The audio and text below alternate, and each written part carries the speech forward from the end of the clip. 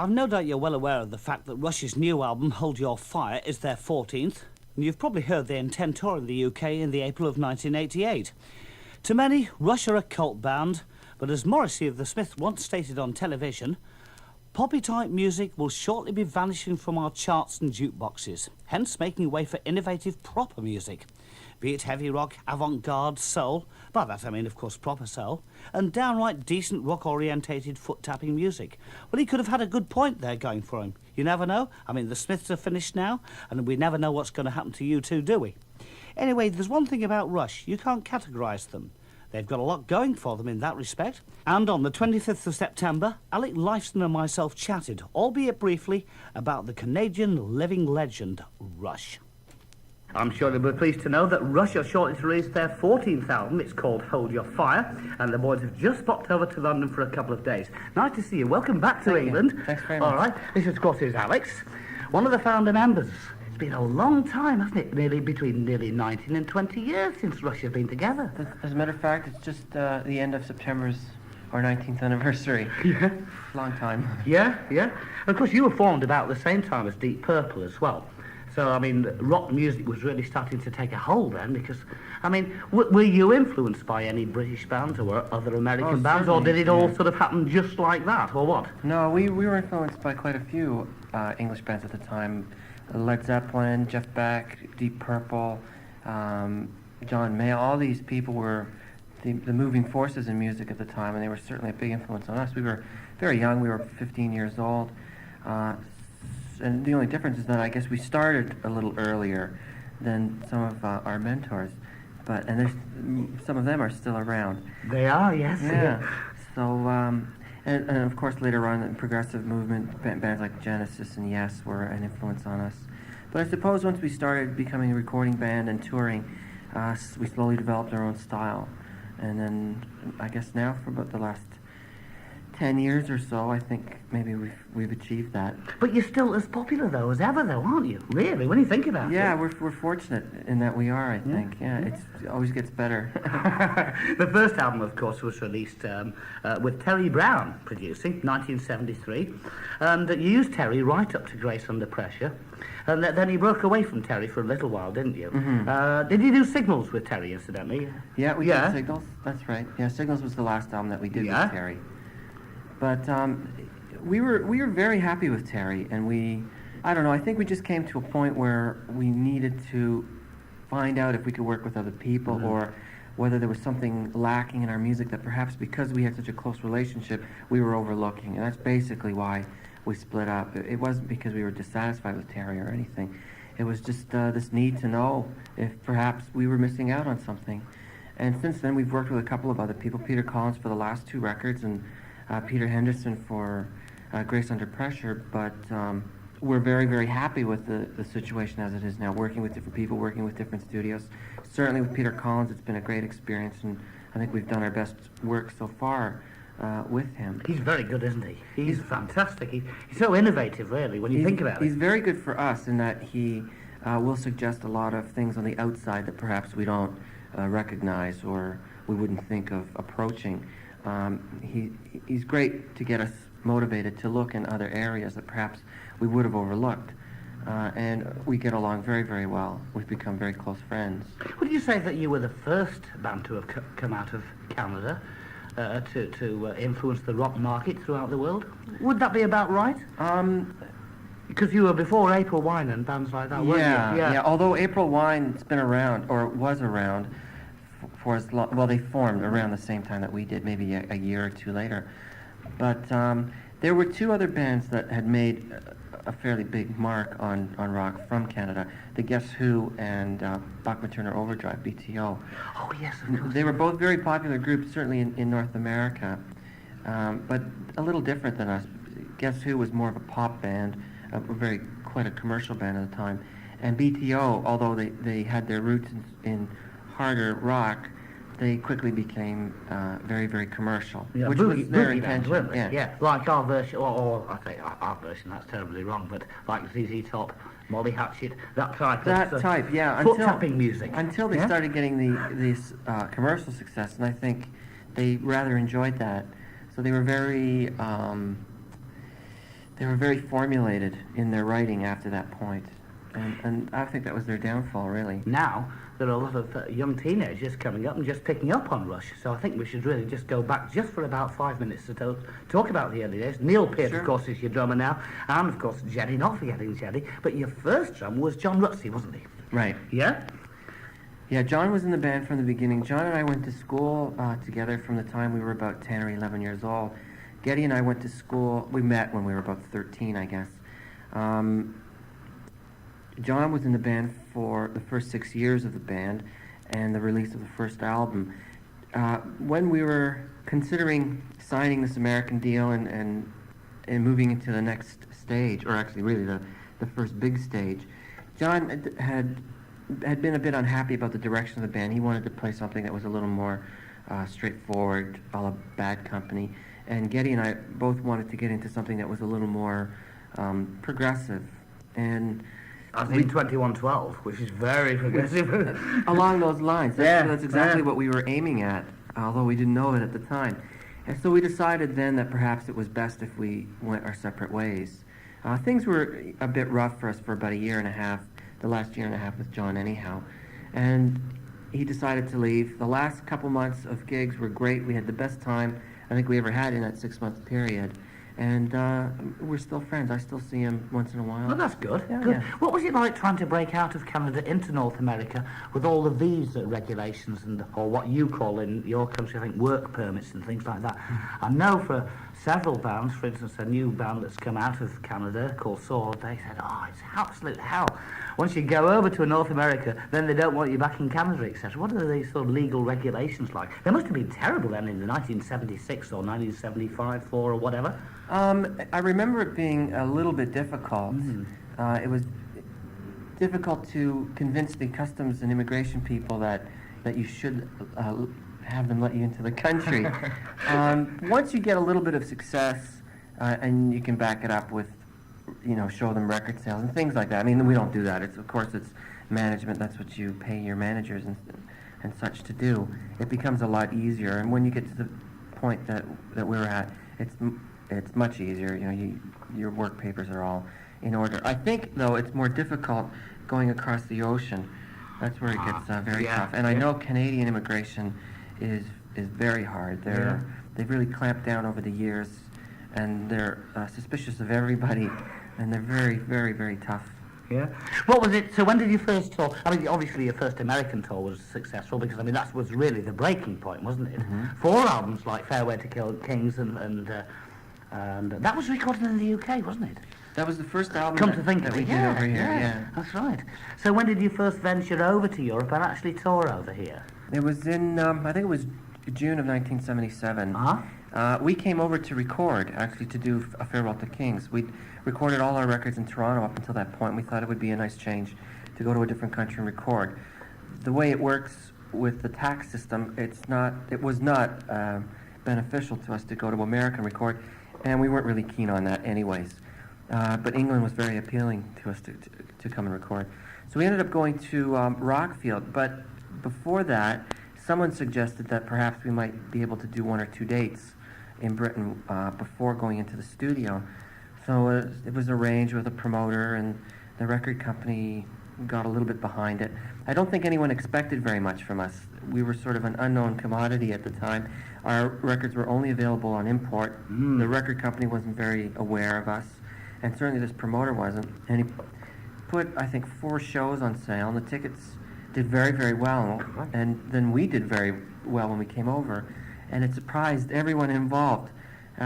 We carried on, went to Rockfield, continued recording, and came back the following February. And we were here for about a month, I think, and we did a very, very big tour that time. It was good? That was great, yeah. It was a terrible time to be here, February, doing it. I remember some very, very cold halls and wearing gloves up until showtime. I keep the old fingers warm, but it was a very, very exciting time for us. And over to Japan? Yeah, we were in Japan a few years ago. We did a very short tour there. We were there for about 10 days. Because Japan's very, very big in rock music now, isn't it? Enormous, in fact. Yes, they are, but it's quite different there. Their tastes are different, I think. I can't help feeling that it's more of a novelty with bands that come over from the Western countries. Japan has a very large pool of domestic talent that they support. Their local artists record, and they're very, very popular, and they're very well supported there. So I think for Western bands, it's more of a trend. Sure. And of course, you had your fabulous hit single, Spirit of the Radio, off the Permanent Waves album. Mm-hmm. That was really the first time you'd really got radio airplay. Mm-hmm. Anyway, That's right. Certainly in the UK. I mean, I don't know about the States. Yeah, it pretty was much great. same there. And everyone was talking about Rush. Have you heard this band called Rush? Yeah, they've been around a little while, you know. Yeah. Must have been exciting getting a sort of hit parade single, though. Yeah, it's did you feel that, oh dear, are we getting commercial? Do you feel that at all, or not? Maybe? Not really. When we write with the album in mind, and we write as one complete thought. As far as singles go, we really don't care. I mean, we're responsible for making the record and doing the cover and the whole thing, and that's the beauty of our particular contract with our record company. We have to provide the finished piece, complete. So we're in charge of doing it whatever way we want to do it. After we've delivered it, we totally leave it up to the record company to decide which single they want to release, what they feel is the strongest. I mean, they know better than us what's going to work and what's not going to work. Sure, yeah. So we leave it up to them. And although it's a very difficult job to find a Rush single for anyone involved, us or the record company, we've had one or two that have done, moderately well. Yes. And Spirit of Radio was one. Yes, it was indeed. And the single off the new album is? I think the pre-released is Force 10, and then the first single... That's a good rocker. It's good rocker, yeah. Right. The first actual single will probably be Time Stands Still. Yeah. The new album, very definitely, of course, you've incorporated it in exactly the same way as you did off Signals and Grace Under Pressure. Geddy sort of brought in keyboards quite a bit, which has brought the Rush sound out of the 70s into the mid-late 80s. There's a fabulous song on the album called The Mission, which that's like a sort of it's like a montage of, because it's got the light and the dark, the rock and the sort of laid-back stuff, right. Isn't it? It's great. Yeah. Yes. Great atmosphere. I think that's probably my favorite song on the album, that one. Tell me a bit about the album then. Of course, the producer is, once more, Peter Collins. Yeah, Jim O'Barton was the engineer. Same team that worked on Power Windows. The album was recorded in different stages in different countries. We did basic tracks at the Manor, just outside of Oxford. We did some keyboard overdubs. Well, we did the keyboard overdubs at Ridge Farm in Surrey. Then we went to beautiful Montserrat with its swaying palm trees.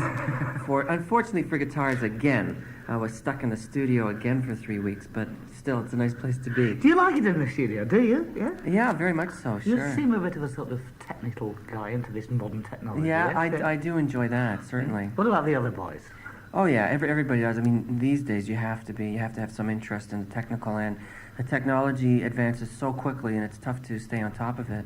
But we've all incorporated that kind of intelligence into what we're working with and doing. Certainly Neil has a whole array of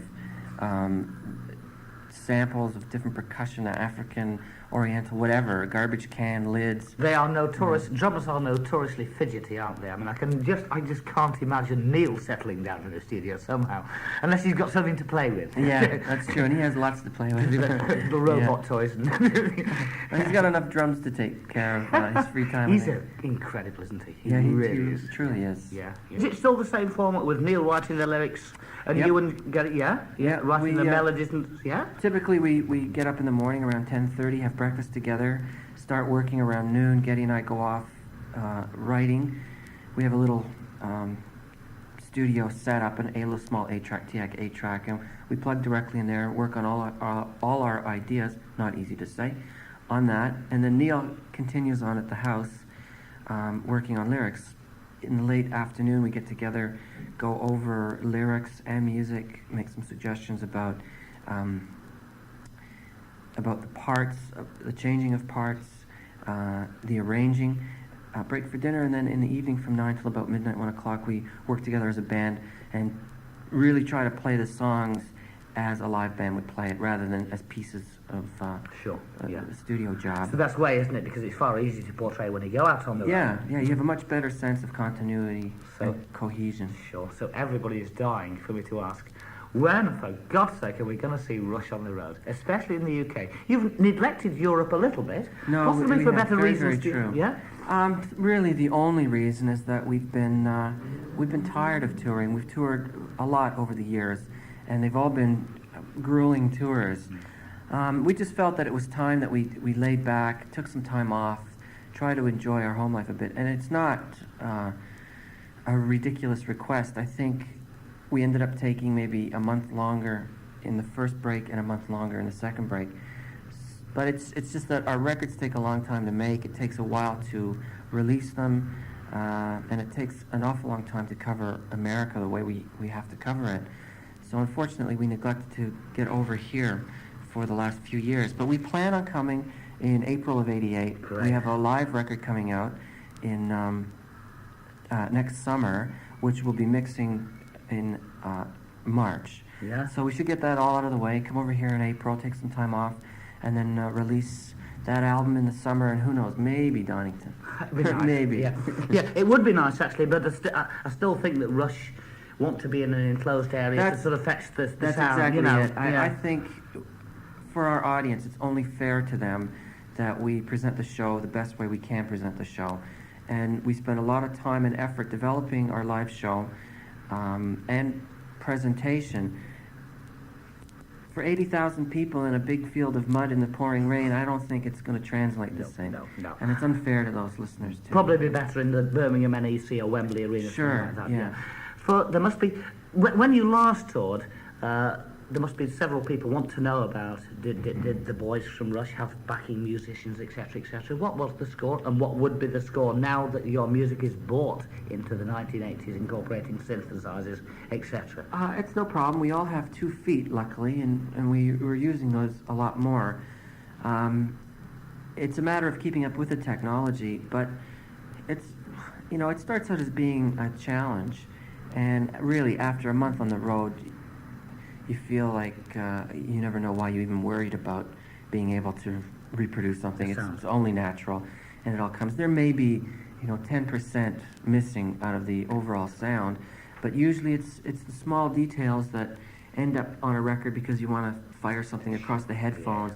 Those are the small details that we don't normally worry about. You can swell it with volume a little bit too. Sure. Fill the sound again, the atmosphere. Out in the house, you pay an engineer a great deal of money to do those things. Anyways, Sure. It's his job. So there are ways of recapturing those little details and feelings.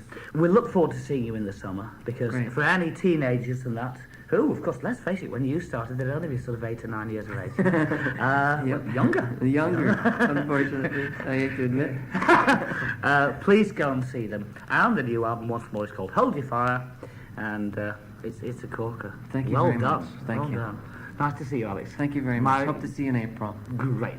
Well, there you go. A brief chat with Alex Lifeson of Rush. And I've no doubt you want to be just reminded about some of the earlier albums. We started off with Rush and Fly By Night, Caress of Steel, 2112, All the World's a Stage, Farewell to Kings, and Archives. Then, of course, came Hemispheres, then Permanent Waves, Moving Pictures, Exit Stage Left, which was the double live album, Signals, and Grace Under Pressure.